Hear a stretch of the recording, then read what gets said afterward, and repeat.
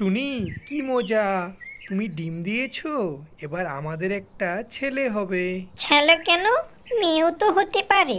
যা হবে সে সমান ভালোবাসা পাবে। এ কি কুলক্ষণে কথা বলো টুনি। আমার শুধু ছেলেই চাই। একথা বলার পর টুনা দানা খুঁজতে বেরিয়ে পড়ে।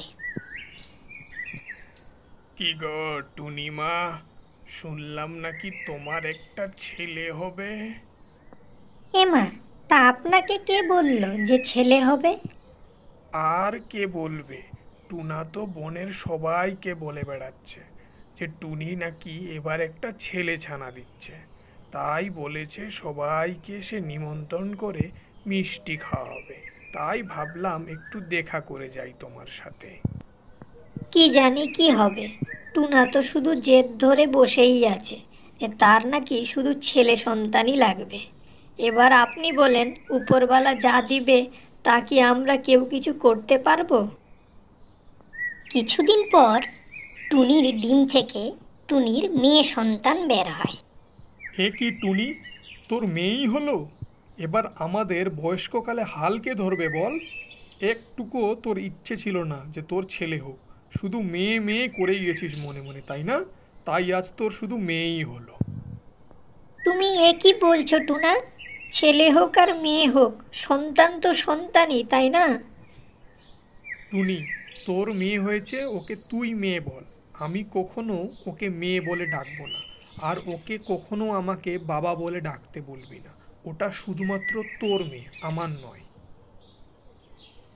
এরপর একদিন টুনির ছানা বলে, বাবা বাবা, আমি তো অনেক বড় হয়ে গেছি। এবার তুমি আমাকে নিয়ে একটু উড়তে চলো। কি, তুই আমাকে বাবা বললি? টুনি, তোকে কতবার বলেছি না যাতে তোর মেয়ে আমাকে কোনো দিনও বাবা বলে না ডাকে।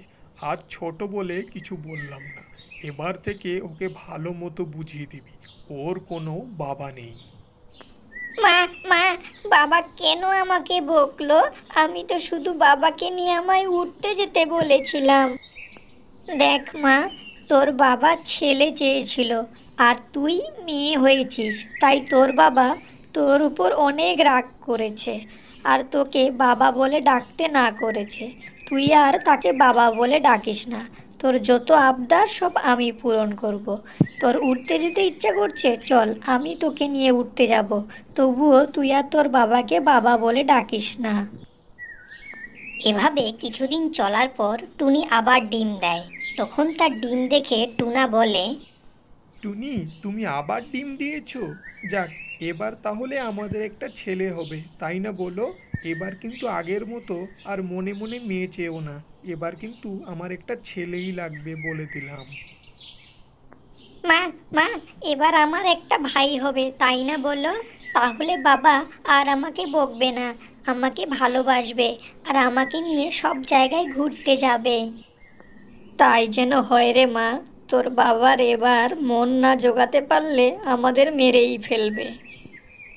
কিছুদিন পর টুনির আবার একটা কন্যা সন্তান হয়। এ কি টুনি, তুই আবার কন্যা সন্তান জন্ম দিয়েছিস? যা, তুই আর তোর সন্তানরা আমার বাড়ি থেকে বেরিয়ে যা। আর তোকে আর তোর সন্তানদের এই বাড়িতে আমি এক পাও থাকতে দেব না। বেরিয়ে যা তোরা এখনই। এ তুমি কি বলছো টুনা? আমি এই দুই মেয়ে নিয়ে এখন কোথায় যাব? তুমি যদি আশ্রয় না দাও তাহলে আমি কোথায় যাব বলো? এই দুটো তো তোমারও মেয়ে, তাই না? তারপর টুনি তার দুই মেয়েকে নিয়ে একটি গাছে বাসা বাঁধে। এভাবে অনেক দিন চলে যায় আর তার ছানাগুলো আস্তে আস্তে বড় হয়ে যায়। মা মা, আজ তুমি এখানে বোনকে নিয়ে থাকো। আজ আমি দানা নিয়ে আসি। রোজ রোজ তো তুমি যাও, আজ নয় আমি একটু নিয়ে আসি। আমি তো এখন অনেক বড় হয়ে গেছি। আচ্ছা ঠিক আছে মা, তাহলে যা, কিন্তু তাড়াতাড়ি বাড়ি ফিরে আসিস। তারপর টুনির ছানা উড়তে উড়তে গিয়ে দেখে যে তার বাবা পড়ে আছে। তখন সে তার বাবাকে দেখতে পেয়ে তার কাছে যায়।